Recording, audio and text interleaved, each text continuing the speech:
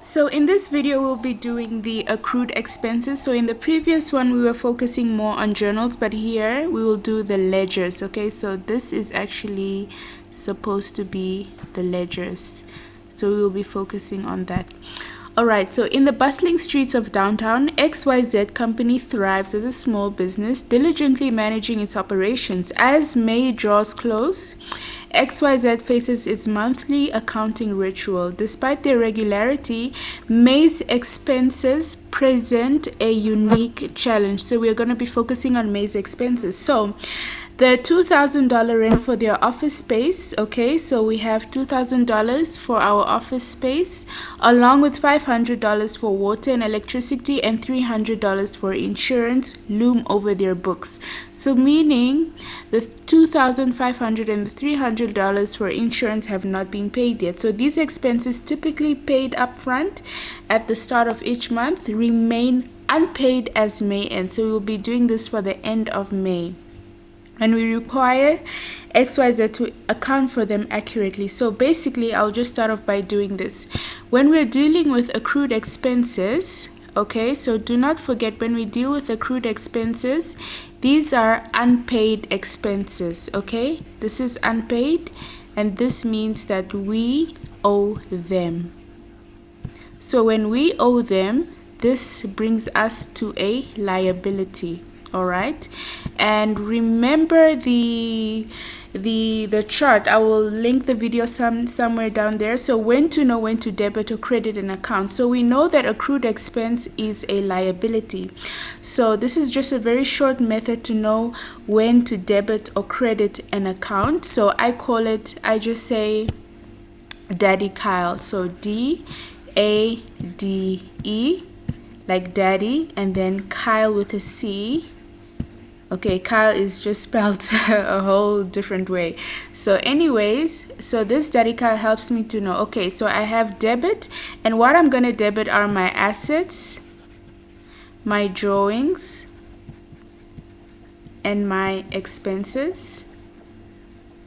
And what I'm going to credit are my income, liability, and equity.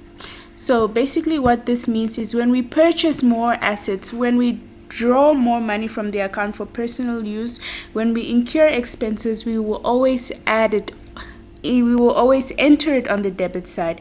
And when we make more money, when we owe people more, when we have more equity, we are always going to credit. So this is just the nature of things. When assets are supposed to increase, we are supposed to make more money. So when we do make more money, more sales, we will credit. When we take out more loans, we are going to credit. All right. When we buy vehicles, buy property, these are assets, so we are going to debit them. And once they go against their order of things, because in a company you're supposed to have more assets, but the moment we start selling our assets, we are going to credit. All right. The more we start paying off our loans, we are going to debit, because the natural order of the liability in accounting is you have to take out loans to fund the business, so you will credit. But the moment you're paying it off, you have to debit. It's not supposed to make sense. These are the rules of accounting. So this helps you to memorize everything. This is a great structure to memorize everything. All right. So let's move on to the question now that we understood that. So when we deal with accrued expenses, we are dealing with a liability. Okay, so question 1, record the accrued expenses in the general ledger. So we already did journals, now we are doing the ledger. So we're going to have two accounts. We'll have your rent account. So let's call this rent. So remember, when you're doing your actual exercises in class or in exams, you have to add your dates. So for the purpose of this, we're not going to add your dates. We're just going to focus on the concepts. So you have your rent account, and you also have your accrued expense account. So it says rent is $2,000 for their office space, so we haven't paid it yet. So according to this, rent is an expense, and what happens to expenses? We are going to debit that. And we have already established that accrued expenses is a liability. So we are owing more in this case because we haven't paid our rent. So rent, we incurred rent. We have lived in that space for a whole year. So our rent will be $2,000. And the details for that will be your accrued expense. So don't forget to write the whole word in your exams, okay? So this is just for example's sake. So it's $2,000 for rent, and then when we come to our accrued expense account, we're gonna say rent. So we have this liability for rent. So you always have to specify what exactly is it for. $2,000. All right. And then we're gonna have your water and electricity account. So I'll just shorten it, water and electricity. And the water and electricity is $500. Water and electricity is an expense account again. So that goes to accrued expense.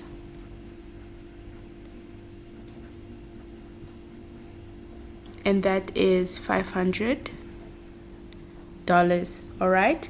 And what happens, so remember, every debit has a corresponding credit in accounting. Remember, water and electricity, accrued expense is a liability.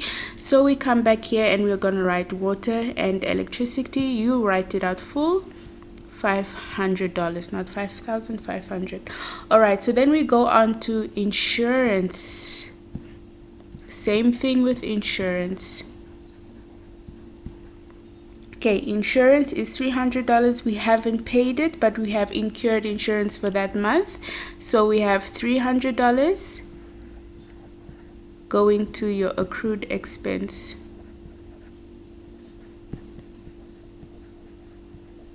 And then accrued expense, we have $300 for insurance. All right. And that's how you're gonna do your ledgers always, and then after that you're gonna do your closing off. All right, so let's just do a quick example of how we're gonna close off this account. Let me just make it much more bigger here. So we have your accrued expense account, and in there we have your rent of $2,000. This is rent. And then we have your water and electricity. And then we have your insurance of $300. All right, so it's $2,800. So when you do your closing offs, you are gonna add in the little box, you're gonna add the column with the most amount should go in both boxes. So in this case, there's nothing here. And so 2,000 plus 500, 2,500 plus 300, 2,800 in the boxes. So we have 2,800, 2,800. And then that 2,800, you have to add it to the top to make it balance. All right. And this is going to be your closing balance. Then you add the date. So remember, we're doing it for the 31st of May, the end of May. Then your opening balance for June, 1st of June, opening balance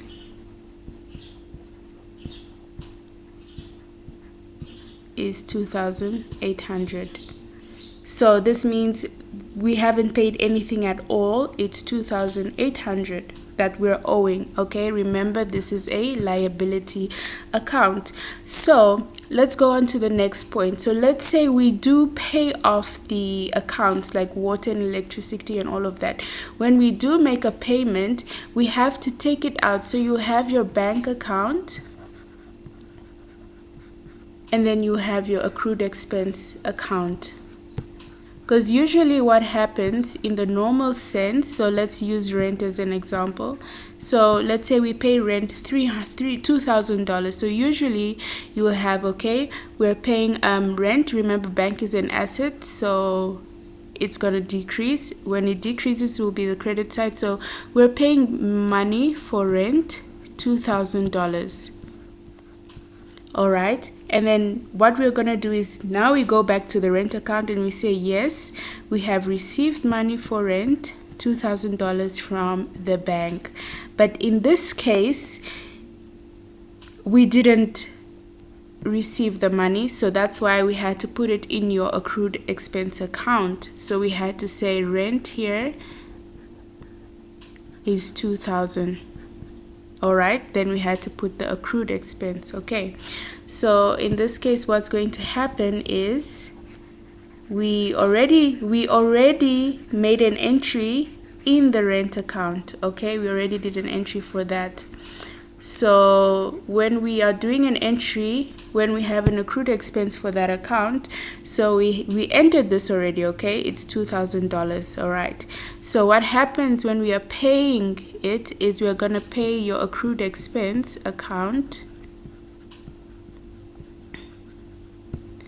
2,000, and then you're gonna have it here, bank, you paid it off 2,000. Then what's going to happen at the end of the month when you're going to close your accrued account expense is everything is going to balance. So let's say this was for a specific account or for all your accounts, it's going to change the balance to show that you're owing less. If you're paying off your accrued expenses, you're paying off your liabilities, your closing balance will always be zero or just less if you had more accrued expenses, but it's going to also adjust. So when you're making your payment, you have to adjust your accrued expense account at the same time. Okay, so I hope this video made sense, and this is just a very short example on how to do your ledger, because that's what some of you have been asking. And do not forget to close off your accounts. Thank you for watching, and don't forget to watch the other videos.